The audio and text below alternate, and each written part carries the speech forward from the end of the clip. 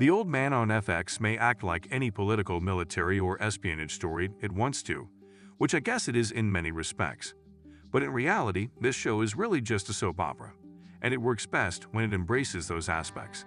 Give me the drama, give me the mysteries buried for a long time. Fortunately, the conclusion of Season 1 set us up for one of the most exquisite soap opera payoffs ever.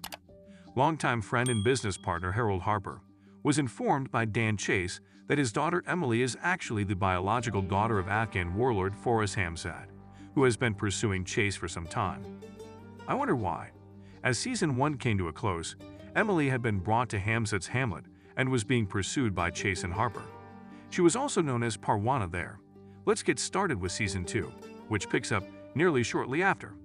When we last saw John Lithgow's former FBI Assistant Director Harold Harper and Bridges' renegade former CIA operative Dan Chase, they were traveling into Afghanistan to save Alia Shaukat's character, whom they both regard as their daughter.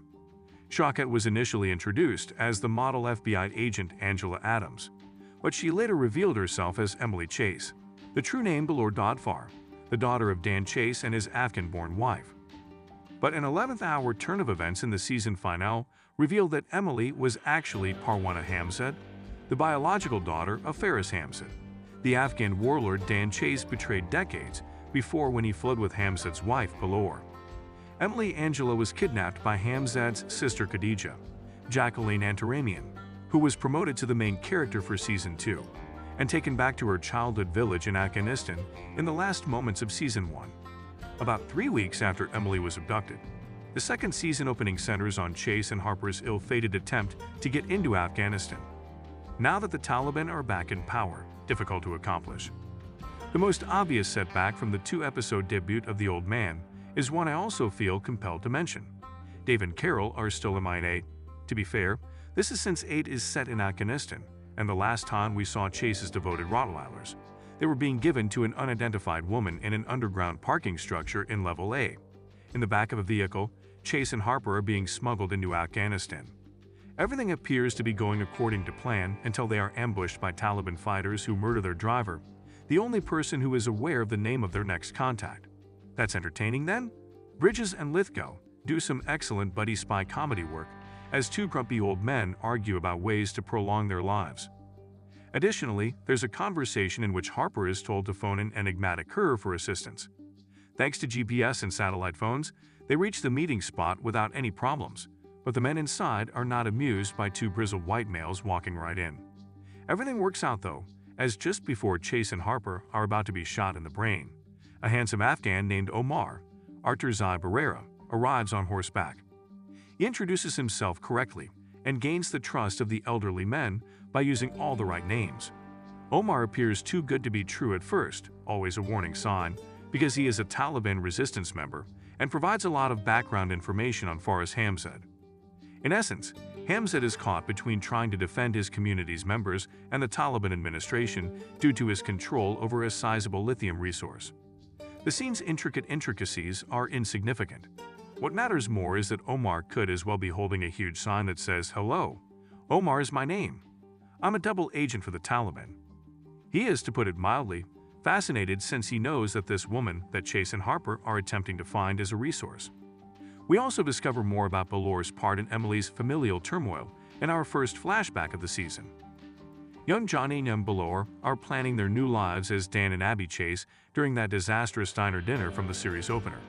During the entire time, Emily, the toddler, slept on her mother's lap. Emily's mother, Balor, made the decision to hide her identity because she believed her daughter would have limitless chances with a blank slate. Not years and years of pain, suffering, and uncountable conflict between mother and daughter. But I can see why Balor is so adamant about this, because she is terrified that Emily will be pursued by Forrest Hamzat. She makes the decision that Johnny will be the only father she will ever know. Beck does a great job of conveying a range of emotions in silence before settling on acceptance.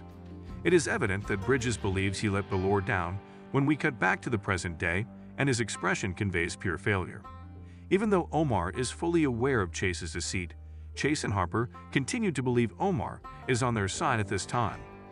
He is aware that this elderly man, who is capable of unspeakable brutality, is the same American who fought beside Forrest Hamzat against the Soviets. Omar sigh, have you ever heard the expression, F around and find out? The next safe shelter the three guys reach is an encampment of rebel soldiers. But oh no, there's been a bloodbath there. Harper needs to calm her, according to Chase. Marion is this mystery woman, and despite her voice-over appearances exclusively, it seems that she is the only one who can save Harper and Chase from their current predicament. Is she a manipulator? In any case, it's obvious that she's someone from their past. She not only knows Chase's true name, but she hasn't spoken to Harper in 30 years. The authors also disclose that Omar wasn't their point of contact through Harper's chat with Marion. The classic, your ally is really your enemy. Apprehension cliché is being played by Harper, and Chase is playing it similarly with Omar by questioning him non-stop. This leads up to the pivotal battle scene in the season opener, in which Chase uses his bare fists to maul a man half his age once more, or more accurately, teeth. Yes, Chase gives this guy a serious bite to the face. This man is regarded as a monster, nevertheless. However, not before delivering his character's mission statement, I'm a Taliban spy who wants the glory of sussing out why Faris Hamzad is jeopardizing his influence with everyone, and stabbing Chase in the chest. There's no better moment for Harper to charge up the route, allowing the two buddies to flee into the foothills as Taliban motorcycle troops pursue them. Chase has left Omar alive for the benefit of the storyline. In addition, Chase manages to survive his ordeal for the purpose of the plot, because in spite of his seemingly deadly wounds, he can pinpoint the precise position of his 35-year-old subterranean hiding. And look at that!